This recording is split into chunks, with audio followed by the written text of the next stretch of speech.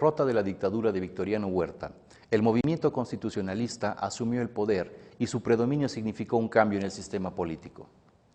La política carrancista representó los intereses de los sectores medios, urbanos y rurales que habían crecido con el proceso de modernización de las 3 décadas anteriores y que reclamaban un espacio en el nuevo orden político. En 1920, la gran tarea de los revolucionarios victoriosos era la institucionalización de su sistema de dominación política.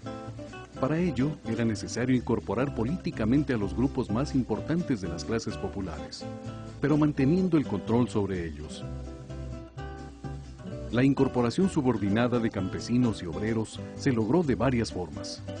Mediante la derrota militar de los principales líderes populares, Villa y Zapata, el otorgamiento de ciertos beneficios, la incorporación al gobierno de sus representantes o la represión a quienes se resistieran. Este proceso de institucionalización de los antiguos marginados sería largo y difícil. Los campesinos constituían el grupo más numeroso, disperso y con la demanda más radical sobre el bien más importante de México en ese momento, la reforma agraria. El asesinato de Carranza el 21 de mayo de 1920 en la hacienda de Tlaxcalantongo no significó en realidad ningún corte dentro del proceso revolucionario. Simplemente fue el violento procedimiento de transferencia interna del poder. El proyecto hasta entonces encarnado por el presidente asesinado fue asumido por sus sucesores. El triunfo del general Álvaro Obregón sobre Carranza sería el inicio de la hegemonía del grupo sonorense, representado por Obregón y Calles. También sería la última vez que un levantamiento militar tendría éxito. En este periodo el país aún no encontraba la fórmula de la transmisión pacífica del poder. Para lograrlo fue necesario construir una oposición frente al resto de los líderes del amplio grupo revolucionario. De ahí que el problema político fuera el dominante durante el periodo. En el México postrevolucionario siempre existió la posibilidad de que las divisiones del grupo gobernante llevaran nuevamente a una revuelta.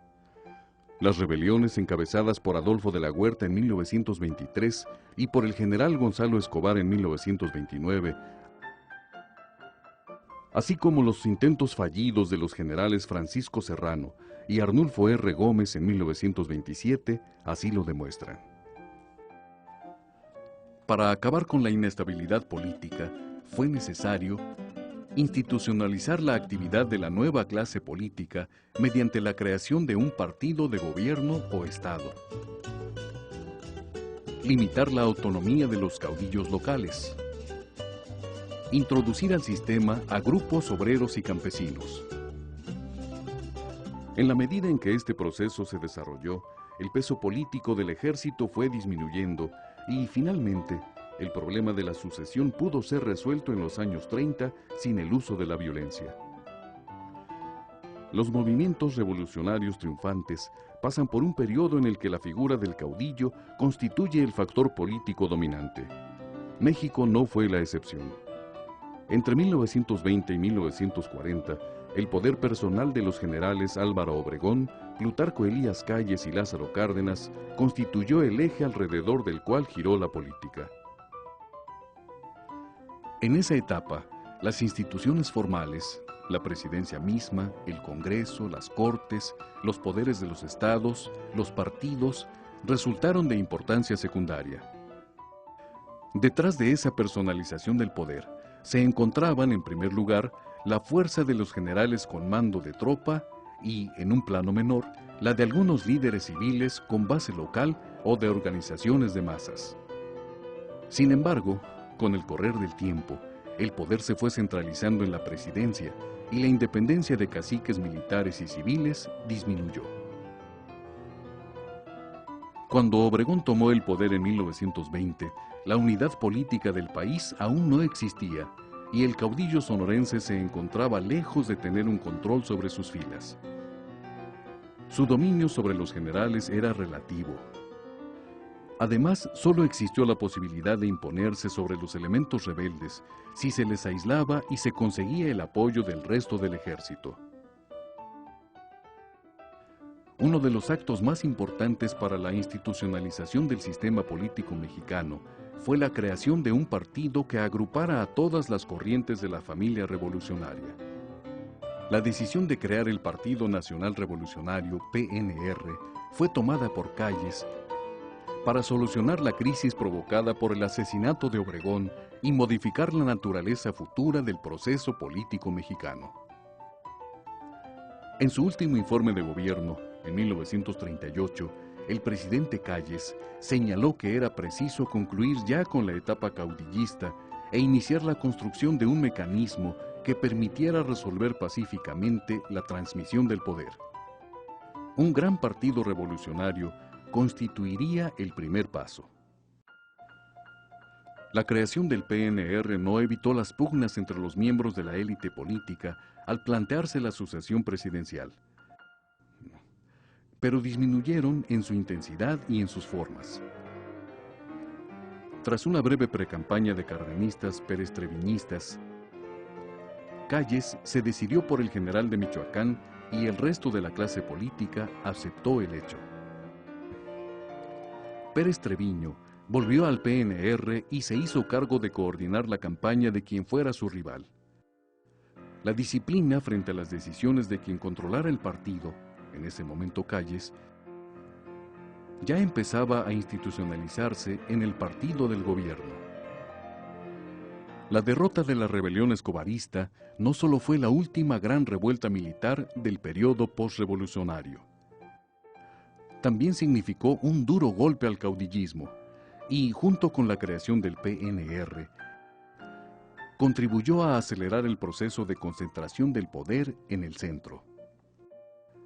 Esta nueva fuerza iba a residir por algún tiempo no en el jefe del Ejecutivo, sino en Calles, a quien se le llamó entonces el jefe máximo de la revolución.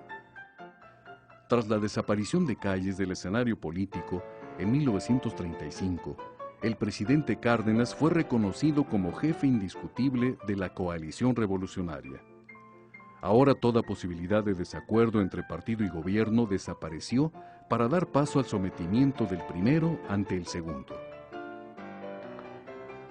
En 1938, poco después de la expropiación petrolera, nació el Partido de la Revolución Mexicana, PRM.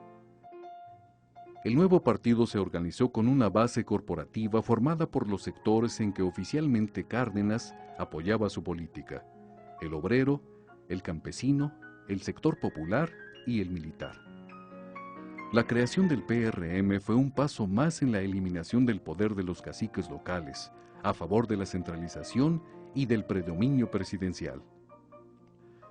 La organización por sectores obstaculizó la participación de los hombres fuertes locales.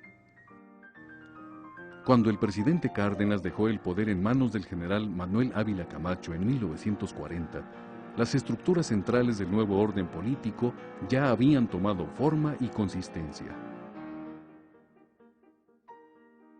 Lo que habría de distinguir al periodo histórico que entonces se iniciaba serían dos cosas. Por una parte, una estabilidad política sin rival en América Latina. Y por la otra, un acelerado ritmo de crecimiento de la economía por la vía de la inversión pública, la protección arancelaria y la sustitución de importaciones. La llegada de Carranza a la silla presidencial significó un cambio muy importante en el poder. Por una parte, la clase media se vio favorecida con políticas que impulsaban su desarrollo y por otra, representó con la Constitución de 1917 el inicio de un proceso de institucionalización del poder.